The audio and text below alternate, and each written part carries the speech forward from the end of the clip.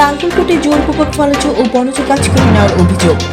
কুমিল্লার নাঙ্গলকোট উপজেলার রায়পুর দক্ষিণ ইউনিয়নে পশ্চিম বামপাড়া গ্রামে জোরপূর্বক ফলজ ও বনজ গাছ কেটে নেওয়ার অভিযোগ উঠেছে সিদ্দিক হোসেনের ছেলে দিদার হোসেন লিটন গঙ্গের বিরুদ্ধে।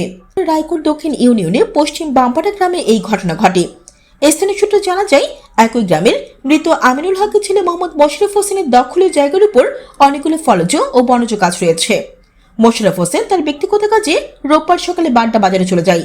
এই সময় সিদ্দিক হোসেনের ছেলে দিদার হোসেন লিটন ছেলে মারুফ ও তার স্ত্রী ফেরদৌস বেগম জোরপূর্বক মোশাররফ হোসেনের অনেকগুলো ফলজ ও বনজ গাছ কেটে জমিনে রেখে চলে যায়। কিছু গাছ আবার বাড়িতে নিয়ে যায়। পরে খবর পেয়ে মোশাররফ হোসেন বাড়িতে এসে দিদার হোসেন লিটনকে জিজ্ঞাসাবাদ করলে এ সময় দিদার হোসেন লিটনের হাতে থাকা স্টিলের লাইট দিয়ে মোশাররফের মাথায় আঘাত করে। পরে স্থানীয়রা মোশাররফকে বাঁচাতে এগিয়ে আসলে লিটনের ছেলে মারুফ ধারালো অস্ত্র নিয়ে মোশাররফ হোসেন ও গ্রামবাসীর উপর চড়াও হয়। পরে স্থানীয় মোশাররফ হোসেনকে উদ্ধার করে নাঙ্গলকোট উপজেলা স্বাস্থ্য কমপ্লেক্সে ভর্তি করে প্রাথমিক চিকিৎসা নিয়ে বাড়িতে চলে আসেন।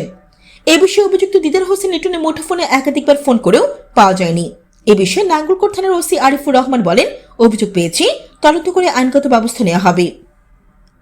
Jannatul Afsana, N News 24 TV.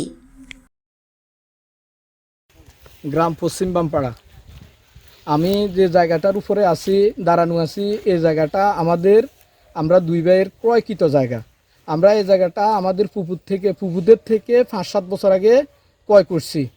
গতকালকে আমি বাড়িতে পারিবারিক কাজে বাঙ্গোড্ডা বাজার যাওয়ার কারণে আমার সৎ চাচা দিদার হোসেন লিটন, উনি আমাদের এই জায়গার হচ্ছে জোরপূর্বক আমাদের 7-8টা আম গাছ, তারপর তাল গাছ আছে আপনার 3টা, সুপারি গাছ আছে 3টা, বড় বড় কাঠ গাছ আছে 5টা, এগুলা কর্তন করে এগুলা সব উনি বাড়িতে নিয়ে যায়।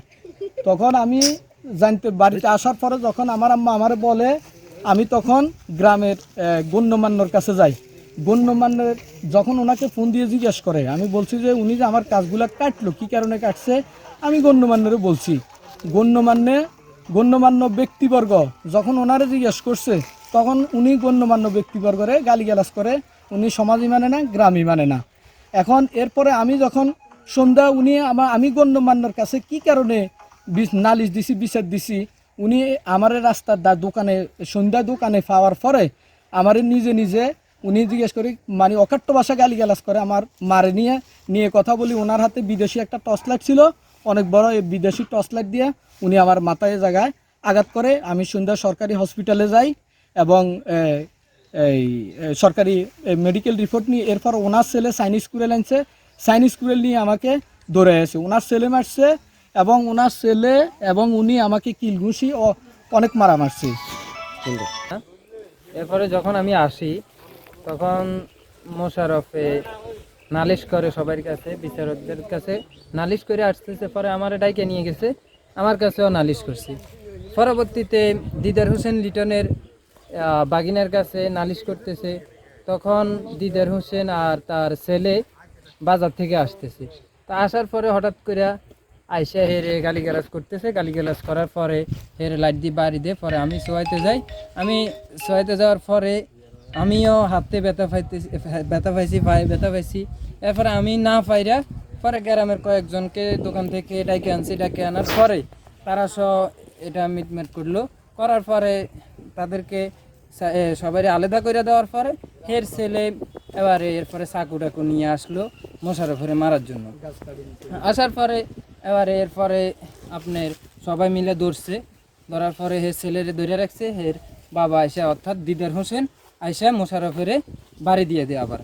বাড়ি দেওয়ার পরে আমরা যাই আবার ধইরা ওরে আলাদা করে নিয়ে যাই।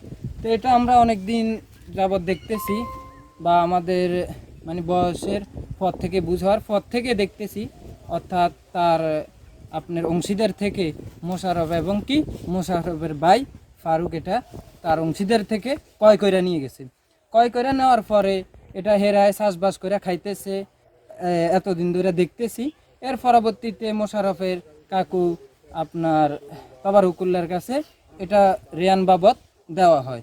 হে চাষবাস করতেছে, হঠাৎ করে পরবর্তীতে এখন আইসা মানে হের চাচা অর্থাৎ দিদার হোসেন লিটন এবং তার ছেলে তার স্ত্রী সরকার এগুলো কাইটা কিছু নিয়ে গেছে আর কিছু এখানে ফইরা রয়েছে আমরা দেখতেছি। ওকে